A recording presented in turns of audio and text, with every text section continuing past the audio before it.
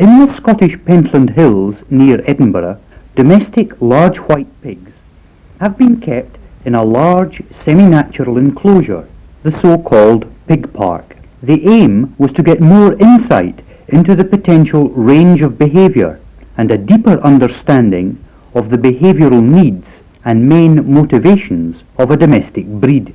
All pigs, including those previously kept indoors, showed a wide range of behaviour patterns, similar to the ones of wild boar.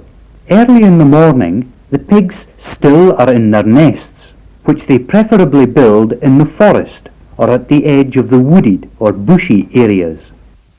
This group is composed of two subgroups, which have chosen separate nest sites at the upper and the lower ridge of the slope.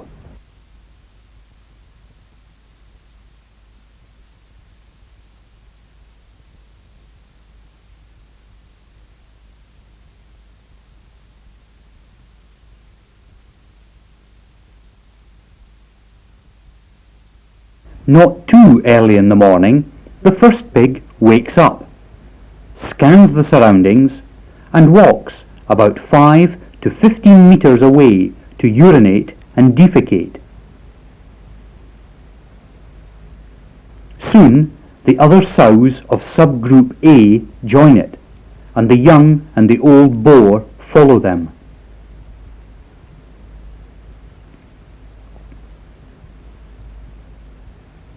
On the defecation site, the boar approaches a sow which is still lactating heavily. He levers her to get her to urinate, tastes the urine, sniffs at it, and performs flamen. Typical for flamen is champing and the raised head.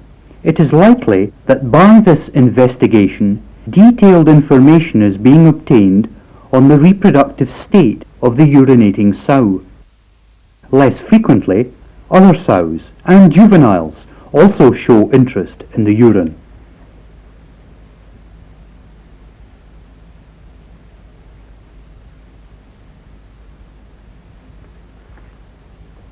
A little later, the pigs of subgroup B move away for foraging, whereby exploration is a predominant activity. The mother sow is accompanied by her young juveniles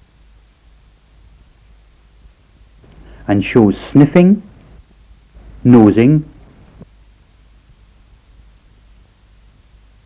pushing and pawing on grass tufts.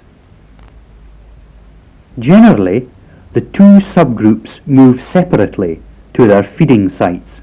Due to their central social position, the old sows are the main group leaders, initiating the moves. The front position is, however, often taken up by another animal, as here in subgroup A. On the foraging sites, individuals normally keep between 1/2 and 4 metres apart.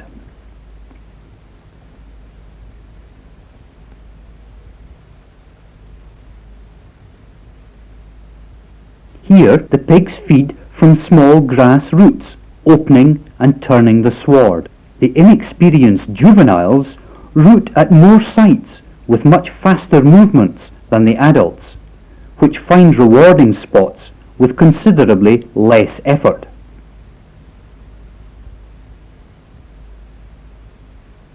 They only interrupt this behaviour when they get their maintenance food ration at a specific feeding site. This A male frequently checks on neighbours to dislodge them if they have found a profitable resource, or he looks to see where the other subgroup is. At present, the animals of subgroup B forage 70 metres away in a boggy area. Again, this daughter sow keeps near her mother, but at an even larger distance of 4 to 8 metres. They sniff, nose, dig and shovel intensely, searching for grass roots and invertebrates. Around noon is siesta time, and one by one animals from both subgroups meet at an open, sunny spot. Because the old bee sow is friendly with her age mate of subgroup A, she approaches her, opens a scoop, and lies down beside her. But as the daughter sow of subgroup B joins a less intimate A gilt, the latter does not tolerate this. She sniffs at the newcomer, gets up, and is obviously disturbed, as can be seen from her wagging and raised tail.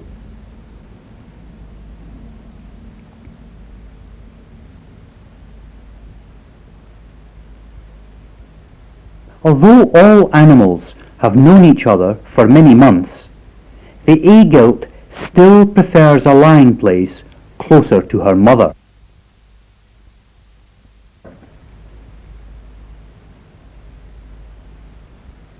Towards the end of the siesta, first the juveniles become active, while the adults still rest or groom, as shown here by the sow to the right. Then a male goes to the stream for drinking and wallowing in the mud on its bank. Not before the old sow on the right moves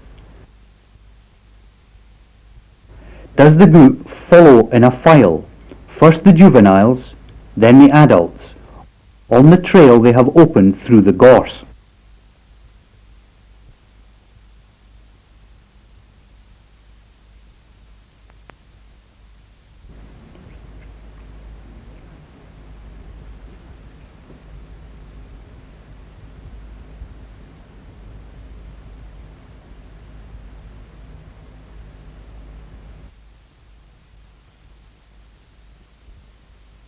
In the afternoon, the pigs tend to search for large roots and dead wood. This juvenile noses close to a sow and even sniffs towards her snout. Thus, it might learn about the kinds and locations of good roots, such as those of the junca grass.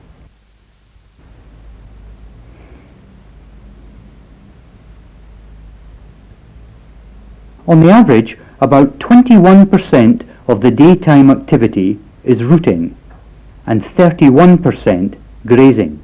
In another 23% of the samples, we observed exploring and manipulating the environment.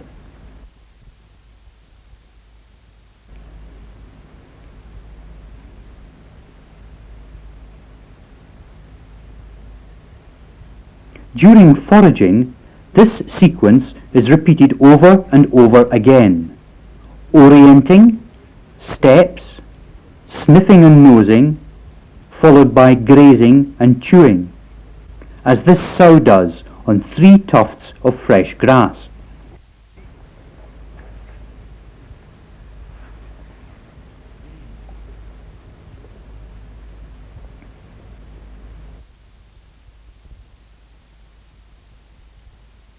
When rooting, as these juveniles do, walking, sniffing, and nosing are followed by digging, shoveling, bracing, and tugging before the roots are chewed and ingested.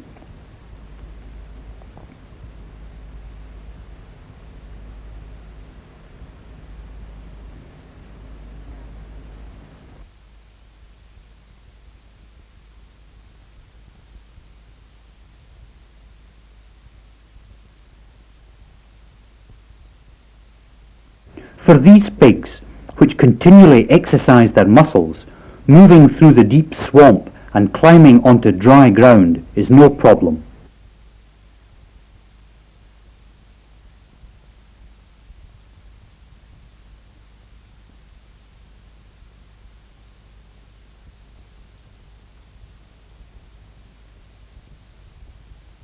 In the afternoon, the subgroups explore in the depth of the wood.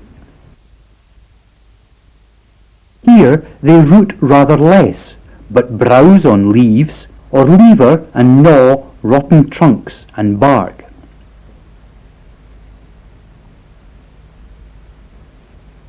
Gum especially is much sought after and licked.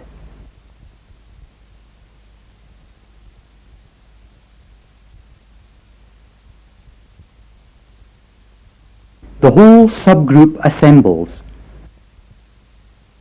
but as the old sow comes too close, the boar knocks her away. Now the old sow moves towards the nest site area.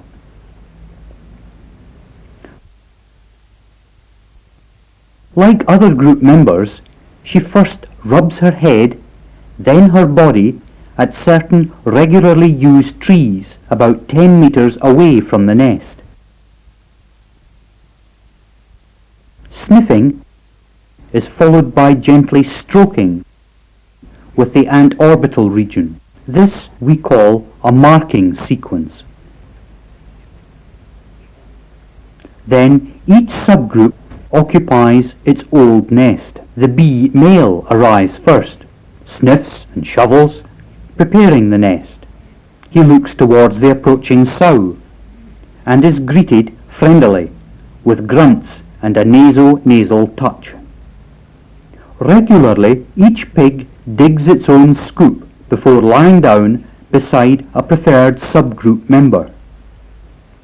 Adults do more building at the nest than do juveniles. The old bee sow adds more material to the nest, pawing it in from up to a distance of 3 metres.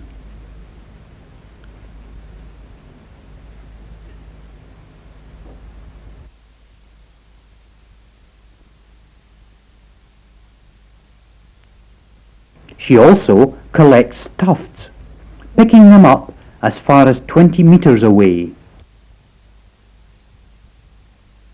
bundles them, and carries them back to the nest.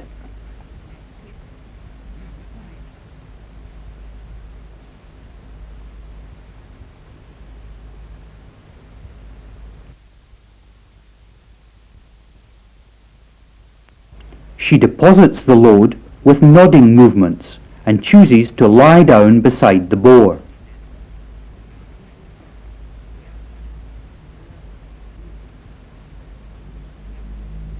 Suddenly, a cold shower passes over the hills, and subgroup A also hurries to its nest, which is fairly sheltered against rain and wind.